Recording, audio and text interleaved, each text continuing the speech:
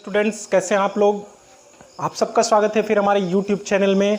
और आज के वीडियो लेक्चर में हम बात करेंगे क्लास 9th और एक वेरी इंपॉर्टेंट चैप्टर है, बहुत इजी चैप्टर है, introduction to Euclid's geometry. Introduction to Euclid's geometry ये एक बहुत ही छोटा चैप्टर है, बट इसका बेसिक कॉन्सेप्ट बहुत ही तगड़ा है और इसको हर जगह हम यूज़ करते हैं आगे। इसलिए इस ध्येय से देखा जाए तो ये बहुत ही इम्पॉर्टेंट चैप्टर है।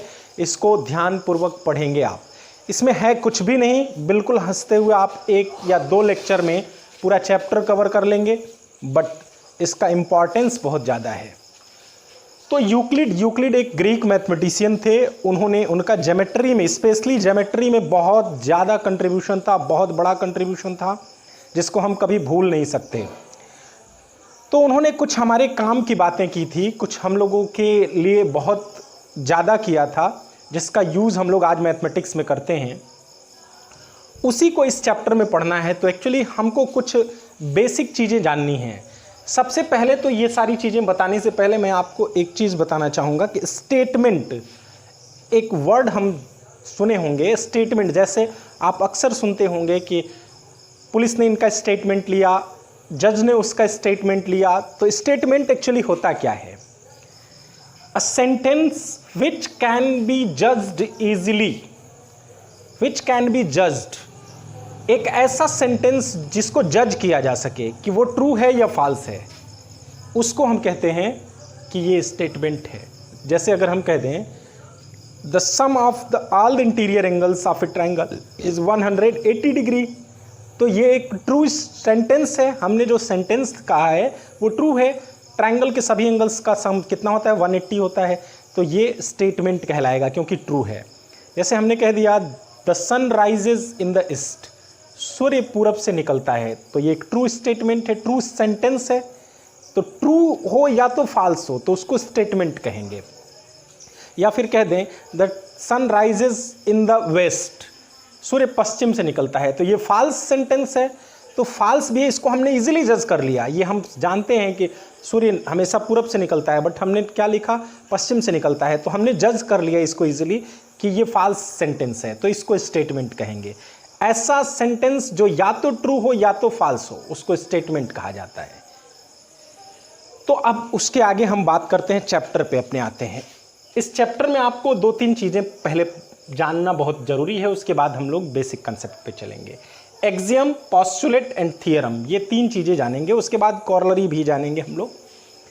एक्सियम क्या होते हैं? The basic facts non geometrical which are accepted universally without proof are called axioms.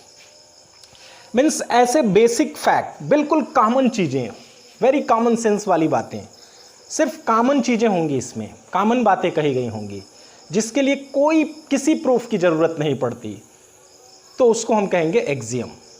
और in other words self evident true statements used throughout mathematics and not specifically linked to geometry are called axioms. Means self evident statements होंगे जो खुद से एक सिद्ध किया हुआ, prove किया हुआ स्टेटमेंट होगा, जिसको किसी और प्रूफ की ज़रूरत नहीं पड़ेगी। An statement which has no proof, which doesn't requires any proof. एक ऐसा स्टेटमेंट जिसको किसी प्रूफ की ज़रूरत नहीं पड़ती, उसको क्या कहेंगे? हम कहेंगे उसको एक्सियम। सेल्फ एविडेंट हो, जैसे हमने कहा कि the sun rises in the east, तो sun rises in the east, ये तो इसको किसी प्रूफ की ज़रूरत नहीं है, कहीं से कोई प्रूफ करने की ज़रूरत नहीं। ये हमें पता है कि सूर्य पूरब से ही निकलता है, तो ये क्या है? सेल्फ एविडेंट ट्रुथ है। तो इसको हम क्या कह सकते हैं? इस स्टेटमेंट को हम एक्सियम कह सकते हैं। तो बात समझ में आई? जैसे 2 इज इक्वल टू 2, ये क्या है? सेल्फ एविडेंट ट्रुथ है, तो इसको हम एक्सियम्स कह सकते हैं। उसके बाद आते हैं पोस्टुलेट पे। पोस्टुलेट भी इसी से मिलता जुलता है। पोस्टुलेट किसको कहेंगे? पोस्टुलेट एक्चुअली देखा जाए तो एक एक्सियम ही है। एक्सियम को ही पोस्टुलेट कहेंगे। मीन्स ये भी एक ऐसा स्टेटमेंट होगा जिसको प्रूफ की ज़रूरत नहीं होगी, एक ऐसा बेसिक फैक्ट जिसको किसी प्रूफ की ज़रूरत नहीं है, उसको हम कहेंगे पोस्टुलेट। बट इसमें और इसमें डिफरेंस क्या है, थोड़ा सा डिफरेंस है, ये ज्योमेट्री से रिलेटेड होता है।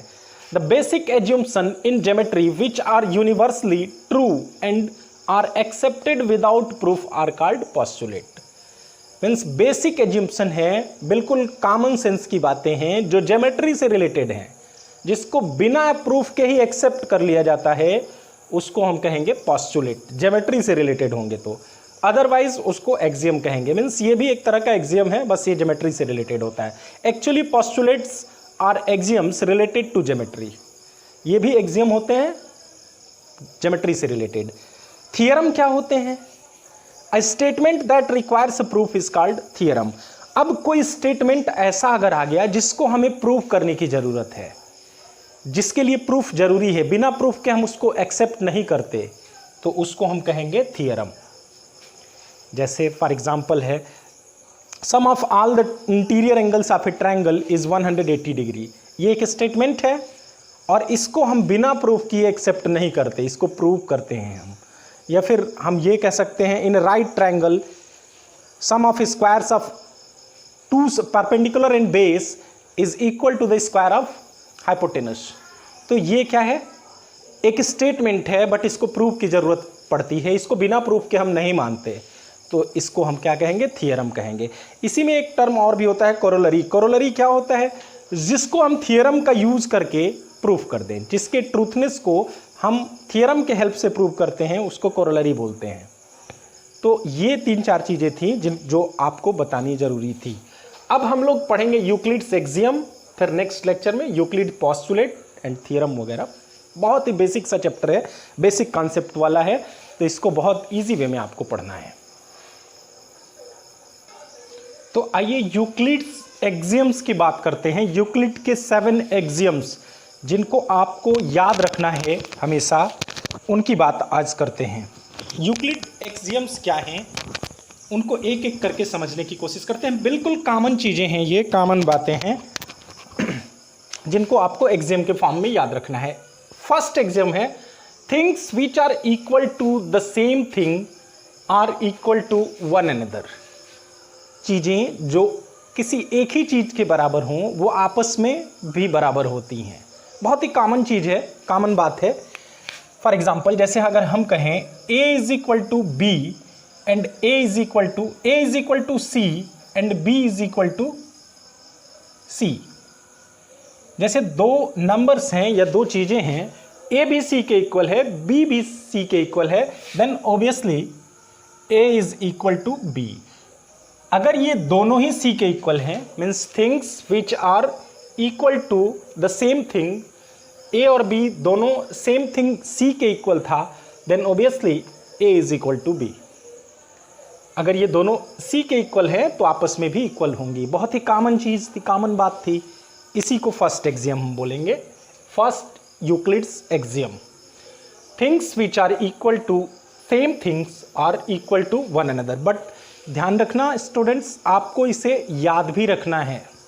क्यों याद रखना है? क्वेश्चन क्या बनते हैं, जैसे ये स्टेटमेंट दे दिया, ये लिख दिया a is equal to C, b is equal to C implies a is equal to b। Write the axiom related to this statement.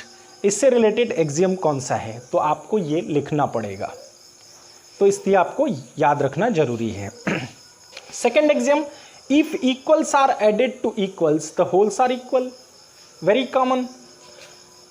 For example, जैसे a है और यहाँ b है, a इक्वल टू b है, देन अगर a equal to b है तो a और b में दोनों में अगर 5 हम ऐड कर देते हैं तो भी ये दोनों इक्वल ही होंगे। बहुत कॉमन है, दो चीज़ें पहले से इक्वल हैं, उसमें इक्वल चीज़ को ऐड करेंगे तो वो इक्वल ही रहेंगी।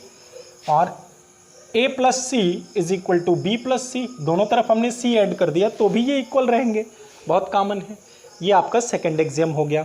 Third axiom, if equals are subtracted from equals the remainders are equal. दो चीज़ें अगर इक्वल हैं, for example a is equal to b, देन a minus 3 must be equal to b minus 3। Means equal में से equal subtract करेंगे तो equal ही मिलेगा। और a minus C is equal to B minus C. a और b अगर पहले से इक्वल थे तो उनमें से कुछ भी इक्वल सब्ट्रैक्ट करेंगे तब भी वो दोनों इक्वल ही रहेंगे।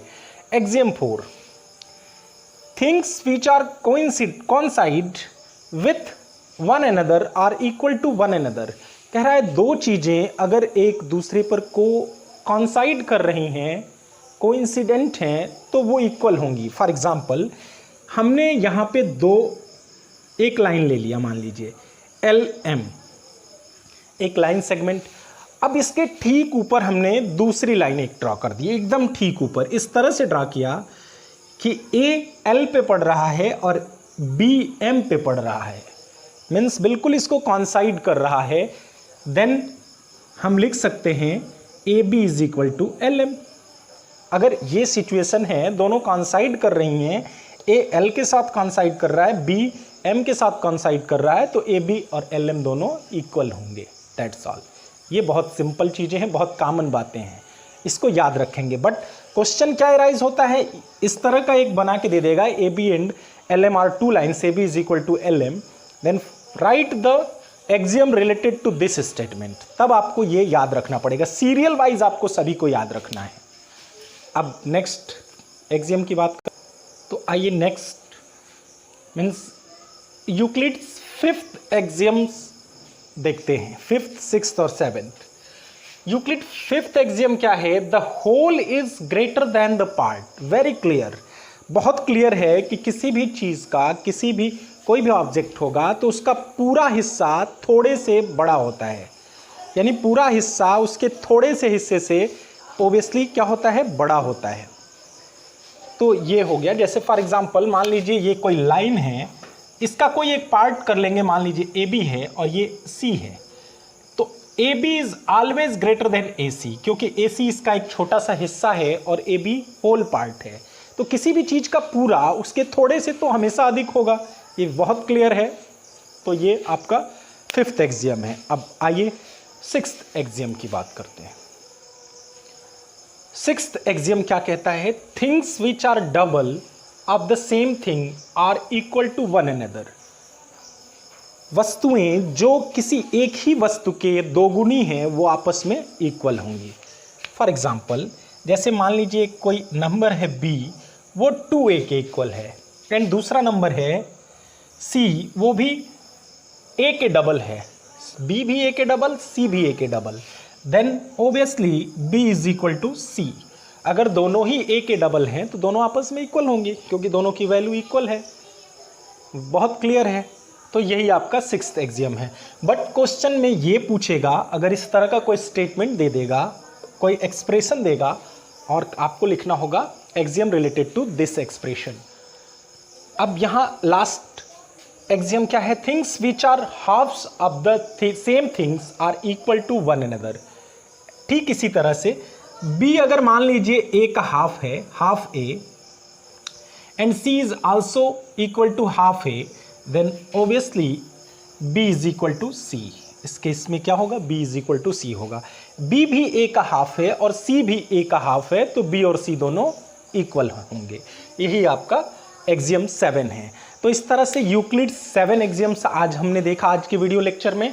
नेक्स्ट वीडियो लेक्चर में अब हम देखेंगे यूक्लिड्स 5 पोस्टुलेट्स, और उससे रिलेटेड जो क्वेश्चन होंगे उसमें कोई दम नहीं होगा, बहुत इजीली आप सॉल्व करोगे, क्वेश्चंस भी एक्सरसाइज के करा दिए जाएंगे। तो तब तक के लिए इतना, थैंक्स।